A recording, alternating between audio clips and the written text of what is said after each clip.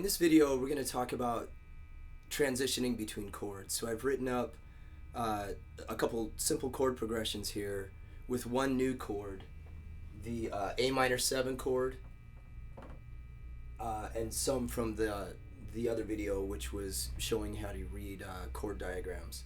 So I just wrote a couple simple progressions that you can practice changing between some of these chords. And I thought we would talk about counting and staying in time and working on your transitions. And I think a good way to do that is to give your brain and your hands the ability to process all the information. Starting with a whole note strum, I think, is a good way to go. So a whole note looks like this. It's just the circle without a stick on it, and it gets 4 counts. So if you look at our chords, we'll use this C chord. So your first finger on the 2nd string in the 1st fret, and you just hit 3 strings. The top 3, the thin 3. We'll use that C, this G, 3rd finger in the 3rd fret on the thin string, the top string. We'll use the D7 that we learned in the other video. This will be a 3-finger chord. And then this new Am7. And the reason I wanted to talk about this Am7 is to get you to realize how important it is to make sure that you're hitting the correct strings and not too many. Now, right now, this is a simple version of a C chord. But if we were to play a full C chord, or like this with all 3 fingers, to get to an Am7, you just lift your 3rd finger. That's a pretty substantial change. All right, 3rd finger down on the 3rd fret, lift it. That gives you the Am7. So I want you to practice this C chord so that you can practice with the right hand only hitting 3 strings and then hitting 5. Because there is a C chord in first inversion. You don't have to worry about the theory right now, but if you take a C chord and you drop the 3rd finger, but you don't hit the 5th string open, the A, you just hit the 4th, the 3rd, the 2nd, and the 1st. That's a C/E. That's a C in first inversion, and it sounds like this. So if you're supposed to be playing a C chord in first inversion, you do not want to be hitting that 5th string open. So you have to work on training your hand to be able to figure out that string spacing so you're not hitting too many strings. So I wrote this up as a way to talk about buying yourself time in between transitions. So we'll start with whole notes. So if you're in 4/4, you're counting 4 quarter notes per measure, or 1 whole note. So 1, 2, 3, 4, strum, 2, 3, 4, strum, 2, 3, 4. So let's try this chord progression that will go from C to Am7 to G. And we'll use these chords right here. You're going to hit on the downbeat, again on the downbeat, and with the time that you have in between strums, you're going to be thinking about getting this 2nd finger down and then hitting 5 strings instead of 3. Right? So C, C, Am7, Am7, G, G. And I'll angle the camera down so you can see what I'm talking about as I talk about my right and left hands. Here's your C chord, right? First finger, 2nd fret, first finger, 1st fret, 2nd string, and with my right hand, I'm just hitting these top 3 strings. Now, look where your 3rd finger is. It's just hanging out. It's practically ready to go down.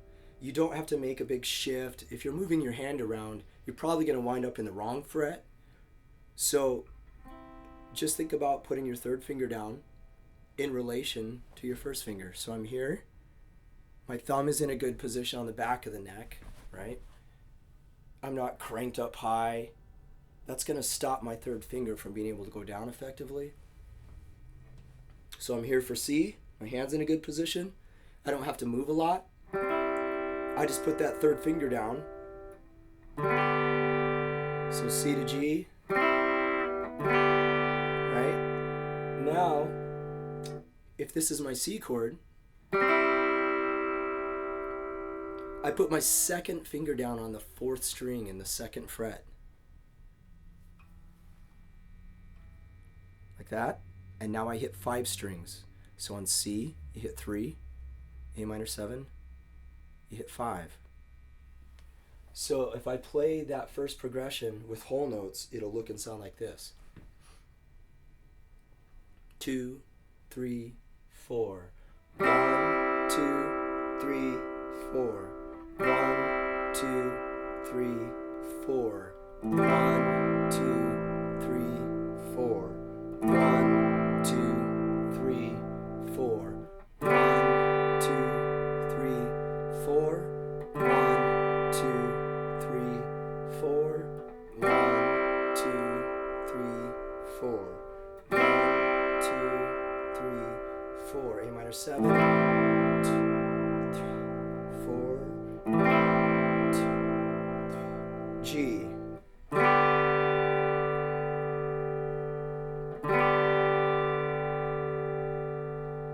Now, one of the things that people do is they get really frustrated because they can't do any of this quickly.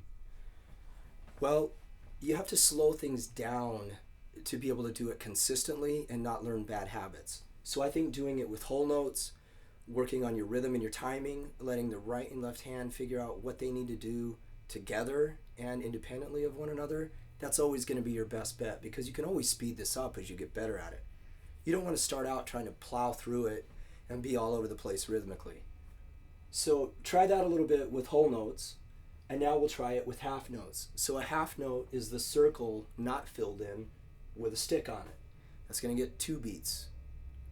So if we're in 4/4, it'll be C, 2, C on 3, and then it holds for 4. So 1, 2, 3, 4. Strum, 2, strum, 4. Strum, 2, strum, 4. 1, 2, 3, 4. 1, 2, 3, 4. 1, 2, 3, 4. So you're strumming on beats 1 and 3. Okay, so it will look like this.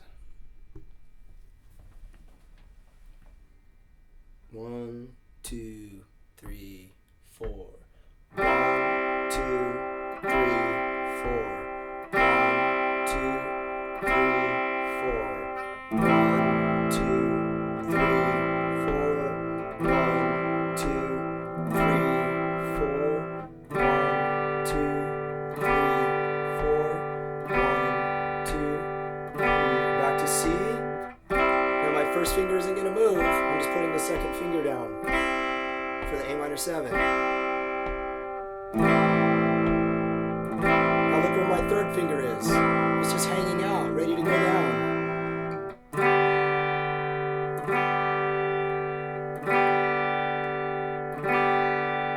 Okay? Now let's talk about quarter notes.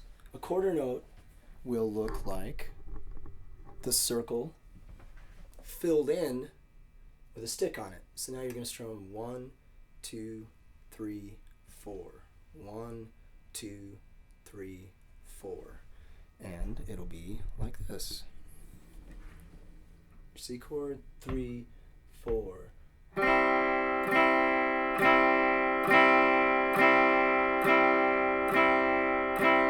Notice I'm right there on the 1. 1, 2, 3, 4. 1, 2, 3. I'm there on the 1. I'm not late.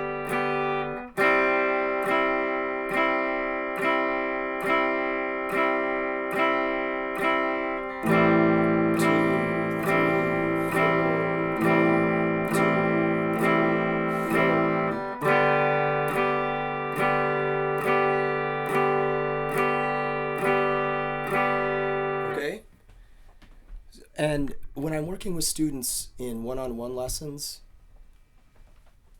oftentimes I have to consistently get them to slow down go at a slower tempo, and not get too worried about transitioning quickly. You need your transitions to be clean and smooth. So oftentimes, even when you're learning a song, you want to pull back the complexity of the rhythm, simplify it, because you need to be changing chords in time, not just plowing through them like crazy, because it's never going to line up. So if we take a look at this next progression, it'll be the G chord, the C chord, and then we'll bring in this D7. So G is right here, third finger, third fret on the thin string, and you hit 4 strings. The C that we've been playing, and then the D7. And look at what's common between the D7 and the C, the C. We talked about this in the other video too. Your first finger doesn't move. You're just putting down fingers 2 and 3. So G will look like this, and you hit 4 strings. C will look like that, and you hit 3 strings. For D7, you're just putting down fingers 2 and 3 in the 2nd fret, and making sure you're on the tip of your finger here, and with your 2nd finger. You don't want this 2nd finger going flat. It will mute that 2nd string, and you need that string to ring, so you got to really work on getting on the tips of your fingers. This will get better too as your fingers get stronger. They'll be able to stand up. So it may be, not perfect for the first week or two, but those fingers will get stronger if you do this intentionally, slowly, and with a consistent technique. That's the goal of all this. So you can play this next exercise, G, G, C, C, G, G, D7, D7, with the same process. Start with whole notes, and then go to half notes, and then go to your quarter. And it will complicate things a little bit on the D7, because now you have 3 fingers to put down, and you have to stack fingers 2 and 3 in the same fret, but also not get in the way of finger 1 on the 2nd string, 1st fret. So let me show this to you, and I'll kind of talk through it as I play. So my G is here, and I'm hitting 4 strings on the tip of my finger.